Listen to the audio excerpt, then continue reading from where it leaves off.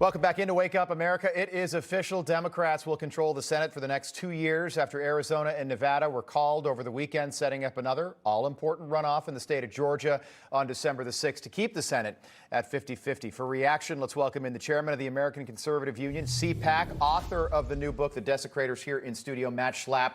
Good to see you 6 days after Election Day. We've had some time to think. We've had some time to take deep breaths. That was kind of a gut punch over the weekend in Arizona, in Nevada. What went wrong? Well, the first thing is it's outrageous that in the leading country in the world, we're still counting ballots. If they can count the majority of ballots on election night, but somehow afterwards, as they said in the state of Nevada, oh, we're going to have to go find employees to continue to look at the ballots, is outrageous. It's also outrageous is as we go into extra innings, Rob, how come is it the Republicans lose 80% of these races every time it goes into extra innings? And if you go into a recount, we lose them almost every time, even when we're leading. So this gets into this whole idea of who's controlling these big cities. For instance, in Arizona, Katie Hobbs controls the elections. Carrie Lake's opponent controls the elections. She's the Secretary of State. She does the counting. She didn't recuse herself. And that's not a problem somehow. Somehow it's not a problem. And on Election Day, Republicans went to vote, and thousands of them, even if they went to multiple polling places, the polling machines weren't working. We'll never know how many thousands of Republicans went back home. This is the day that Republicans vote, my side. Yeah. We will never know how many went back home. There's no way to solve that problem. And this, this is a scandal that needs to be covered. So it is. And right now, and I just want to make this clear, I'm not saying, I haven't seen any evidence that votes that were cast were not counted. Okay, I know that was something that was hanging around for a while in 2020. We're not there yet. But what about something like ballot harvesting and these temporary COVID measures that were put in place because the world was dealing with a pandemic that are still in place in places like Nevada and Arizona? Just for people at home, tell them what ballot harvesting is. I agree with you. Let's not lurch to places unless we have information. So where do we have information? Well, I spent a lot of time in Nevada after the presidential campaign where I encountered these crazy systems, which I would call illegal voting. So what they've done in Nevada, where Democrats control basically everything, is they've made ballot harvesting legal. So people say, oh, well, what is that?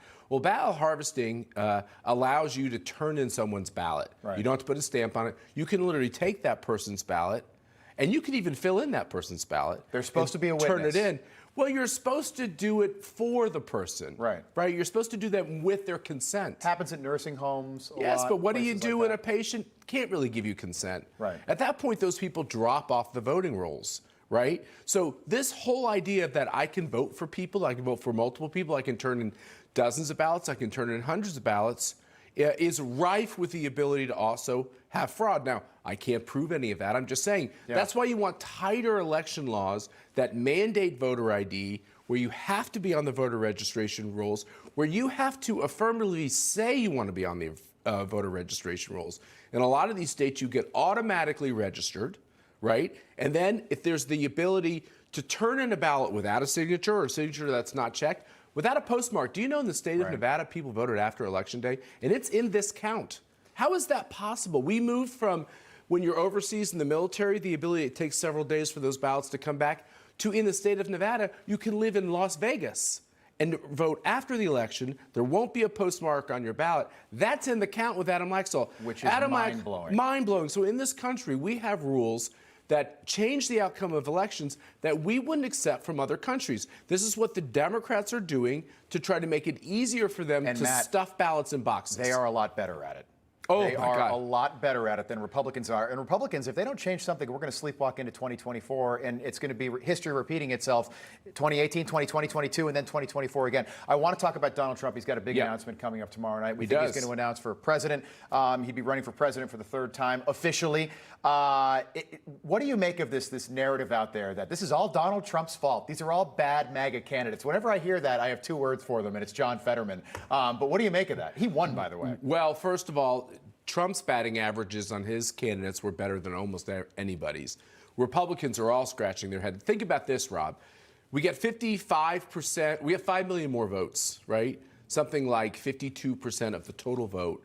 Yet somehow we couldn't pick up a lot of House seats like they did. Democrats only got 47% of the votes in these House races. So In the Senate, they got less than 50%, but they're going to come out with 50 or 51 seats. It doesn't seem mathematically possible. So to blame Donald Trump is silly, and I think Donald Trump, anybody who wants to run for the presidency, toughest thing you'll ever do, should do it. And if Donald Trump feels like he has the energy and the vision to run for president, he absolutely should do it. I love the man. Okay. His policies help transform the country, and I think we're going to have a big announcement. And you don't think it's too early if he does it tomorrow, makes that announcement formal?